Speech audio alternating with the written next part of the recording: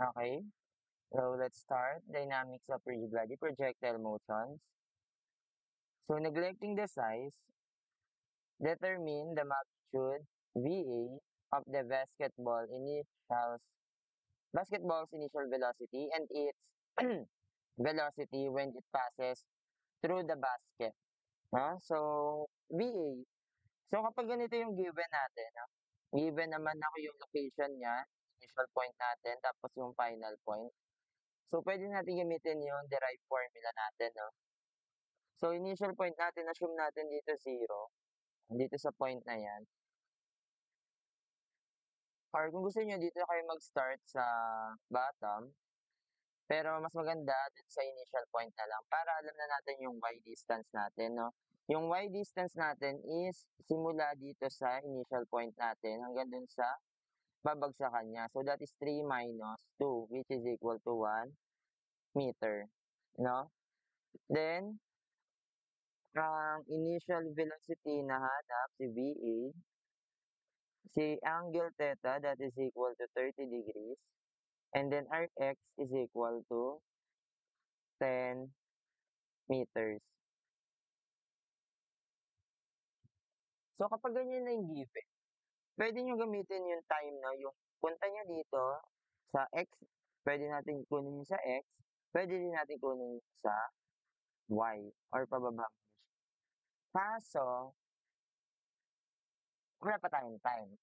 Pwede nyo gamitin yung tatlong formula or yung derived formula natin.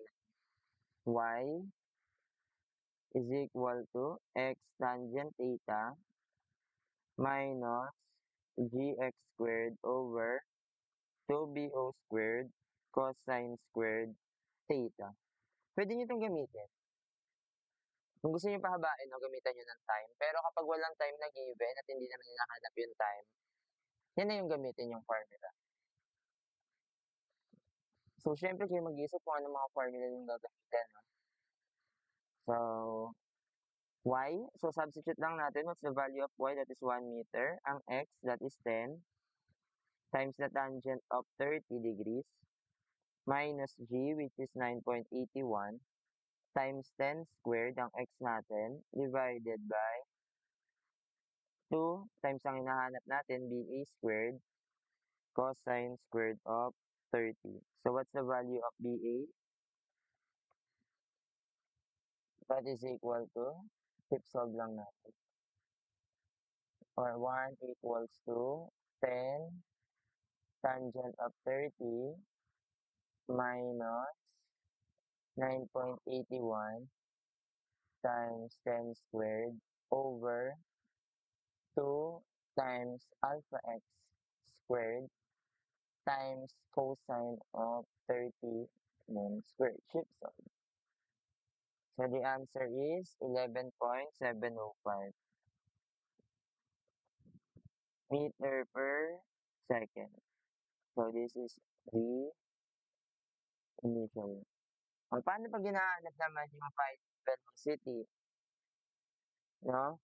So, kunin nyo yung Vy squared dito, yung Vy niya dito, tsaka yung Vx. Alam natin na yung Vx natin is uniform, no? Uniform velocity yung horizontal component. So, ibig sabihin, si Bx is equal to Vax, which is equal to Va cosine of 30. Tama?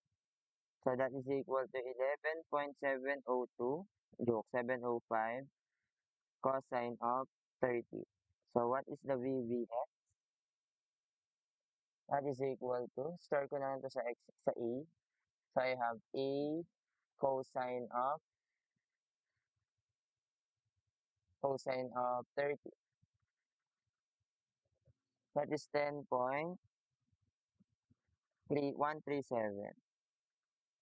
meter per second. O, paano si BBY? Si BBY naman, no, pwedeng gamitin natin yung Y component. This is BAY. Tapos may distance tayo na pwede nyo gamitin yung formula step y squared is equal to VOY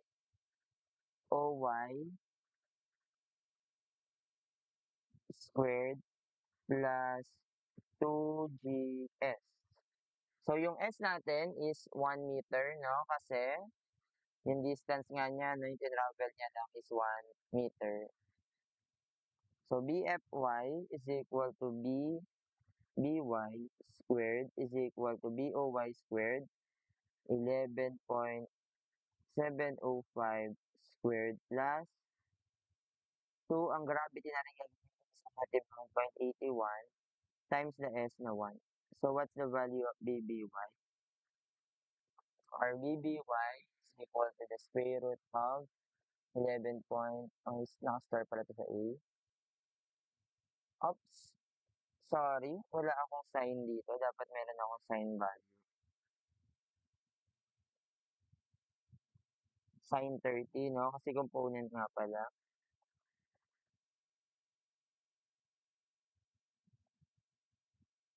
Sine of 30 plus, minus na natin 2 times 9.81 times 1. That is equal to 3.825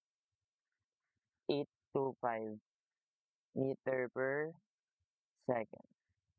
So, ito na. Paano kukunin component? Pwede nyo nang gamitin yan. Pwede kayo gamitin ito ng try nyo lang. Pagka given ako, di ba, component naman to ng force, x, and then y. So, kapag kukuha na kayo ng resultant, pindutin mo na lang yung pole. So, input mo yung value, 10.137 sa x, and then comma, 3.825. So, the theta, bibigay niya dyan resultant. So, ang BB natin is now equal to 10.835 meter per second. And then the theta x is equal to 20.673.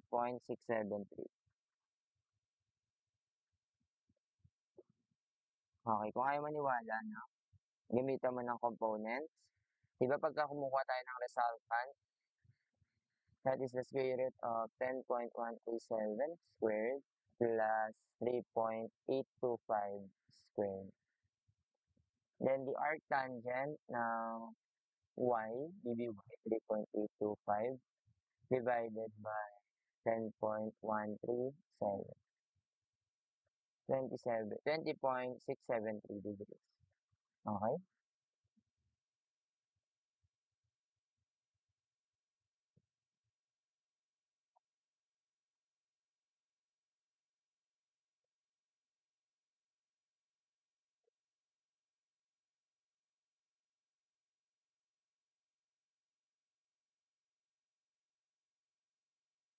Or kahit anong formula pwede niyong gamitin. Kung gusto niyo kunin muna si time, no? Gagamitin niyo si BAX tapos yung distance niya para sa time kasi uniform yung velocity. Tapos kunin niyo si time na y. Pero kung hindi naman, wala namang time na binigay, much better ito yung gamitin niyo, yung formula na. Okay, next. Ayan.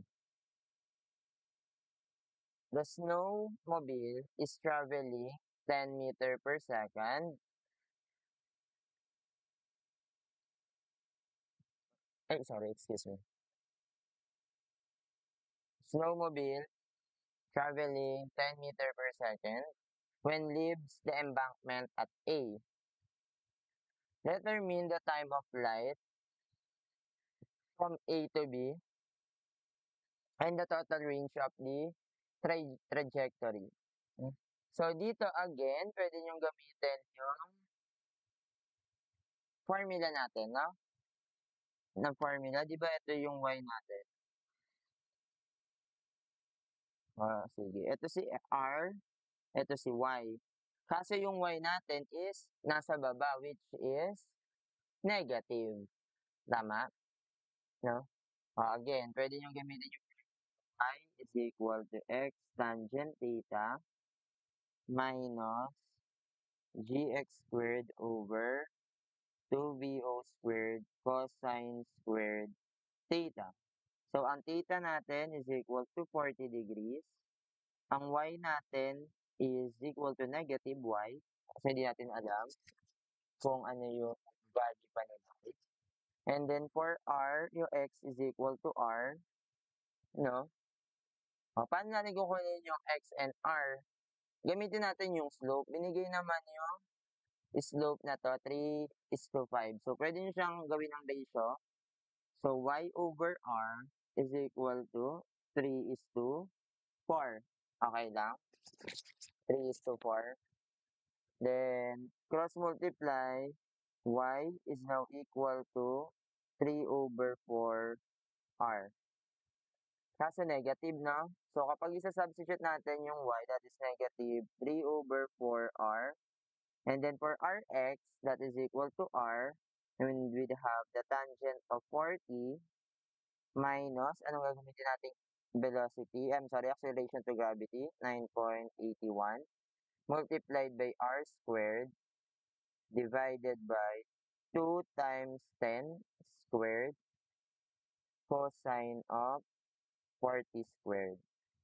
So, magkano si r? No? Cancel lang natin yung isang r dito, may r. Yung susagating r. Pero kung gusto niyo input niyo pa rin lahat, negative, no, mahalaga yung negative 3 over 4, no? Alpha x equals to alpha x tangent of 40 minus 9.81 times alpha x squared over 2 times 10 squared cosine of 40 squared. So, should solve. So, that is equal to 19.012 meters.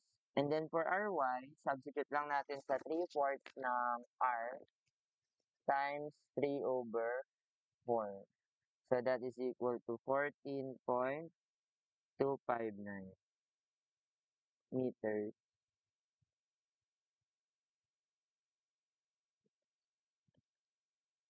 Akin lang. Ay, nahanap ba yung y? Hindi. Time of flight pala, hinahanap yung time of flight. O, kapag time of flight, pwede nyo nang gamitin si x. 'Di ba? Constant naman siya, si Vox. Velocity, pag constant yung time, velocity is equal to distance over the time. So, meron na tayong distance. So, the time is equal to distance, si r divided by Vox.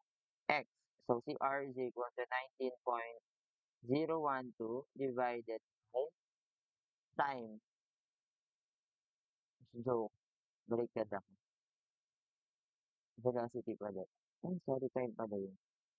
Vo, that is equal to 10 cosine of 40. So, that time is equal to alpha x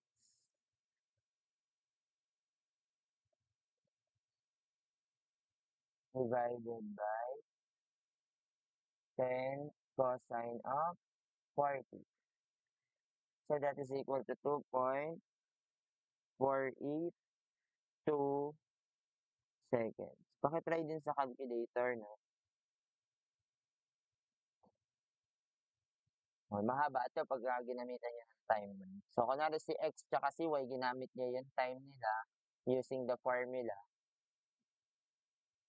Medyo matagal lang ito.